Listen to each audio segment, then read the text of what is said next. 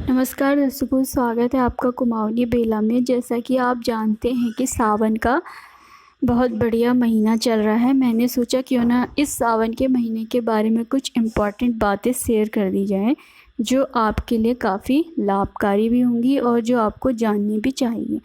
इस टाइम पे ऐसा होता है, भगवान शिव की आराधना करने का, शास्त्रों के अनुसार भगवान शिव की इस टाइम पे पूजा करने का हमें जो फल है बहुत जल्दी मिलता है। वैसे भी भगवान भोलेनाथ काफ़ी भोले कहे जाते हैं। अगर उनको सिर्फ जल ही चढ़ा दिया जाए या खाली पुष्प ही चढ़ा दिया जाए सच्चे मन से, तो भगवान भोलेनाथ प्रसन्न हो जाते हैं। इस महीने में शिव और पार्वती की पूजा करना, गणेश जी की पूजा करना, उनके पूरे परिवार की पूजा करना काफ़ी शुभ माना जाता है। कहा जाता है इस टाइम पे 4 महीने के लिए भगवान विष्णु शयन काल में चले जाते हैं और वो प्रकृति का संचालन भगवान शिव को सौंप देते हैं। तो इस टाइम पे जो प्रकृति है उसका संचालन भगवान शिव करते हैं और उनकी पूजा अर्चना करने से हमें किसी भी चीज़ का, जो भी हमारी मनोकामना है, इच्छा है, बहुत जल्दी पूरी हो जाती है। इसलिए हमें क्या करना चाहिए इस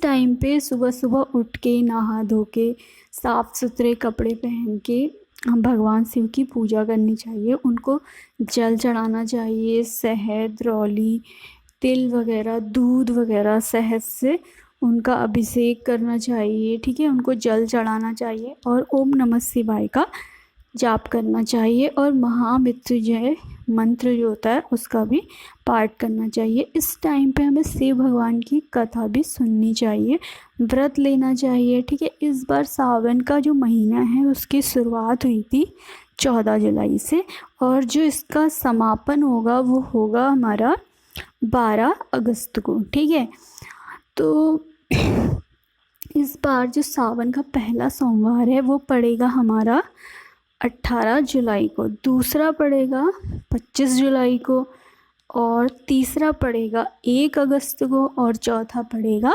8 अगस्त को।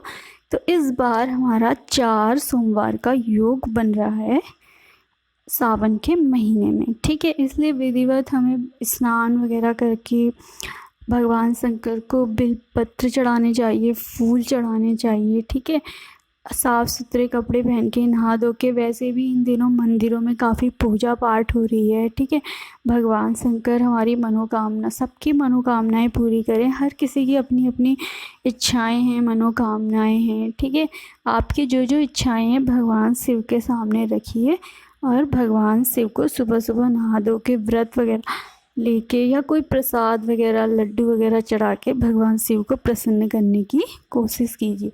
इस टाइम पे भगवान शिव की कथा पढ़ना भी काफ़ी अच्छा माना जाता है। भगवान शिव के विषय में जो कथा है वो भी मैं आपको सुना देती हूँ। एक गांव में एक साहूकार रहता था। उसके पास किसी चीज़ की कमी नहीं थी, वो बहुत संपन्न था और गांव में भी उसका काफ़ी नाम था। लेकिन उसे सिर्फ एक दुख था कि उसको कोई संतान या पुत्र नहीं था। तो वो इसको प्राप्त करने के लिए रोज़ जाके भगवान शिव के मंदिर में दिया जलाता था। तो इस कारण एक दिन पार्वती ने भगवान शिव से कहा, ये आपको आपके मंदिर में आके रोज़ दिया जलाता है, तो आप इसकी इच्छा को पूरा कीजिए। इस पर भगवान शिव ने कहा कि इसकी इच्छा है कि इसके घर में कोई पुत्र हो जाए। ठीक है, लेकिन इसके भाग्य में पुत्र का सुख नहीं है। अगर वो हो भी गया तो वो सिर्फ 12 साल तक ही जीवित रहेगा। ठीक है, तो पार्वती ने कहा, जब ये इतनी श्रद्धा के साथ आपकी पूजा कर रहा है तो आपको इसकी मनोकामना पूरी करनी चाहिए। तो भगवान शिव ने कहा, ठीक है, इसके घर में पुत्र हो जाएगा। तो कुछ टाइम बाद क्या हुआ, साहूकार की पत्नी गर्भवती हुई और उसके घर में एक प्यारा सा पुत्र हो गया। लेकिन उस साहूकार को उसकी कुंडली से ये पता चल गया कि ये पुत्र जो है काफ़ी अल्प आयु का है। ठीक है, धीरे धीरे समय बीतता गया। जो बालक था वो धीरे धीरे बड़ा होता गया और अब वो 11 साल का हो गया। तो उसकी माँ ने कहा कि अब हमारा पुत्र बड़ा हो चुका है, अब इसका विवाह वगैरह कर देना चाहिए। इस पर साहूकार ने कहा कि अभी विवाह करने से पहले हमें इसे काशी भेज देना चाहिए पढ़ाई करने के लिए मामा के साथ। तो साहूकार ने मामा को बुलवाया और कहा कि इसको ले जाओ काशी और वहाँ इसकी शिक्षा दीक्षा दिलवाओ। तो और कहा कि बीच बीच में ब्राह्मणों के साथ पूजा पाठ करते हुए चलते जाना। तो फिर क्या हुआ, तो मामा और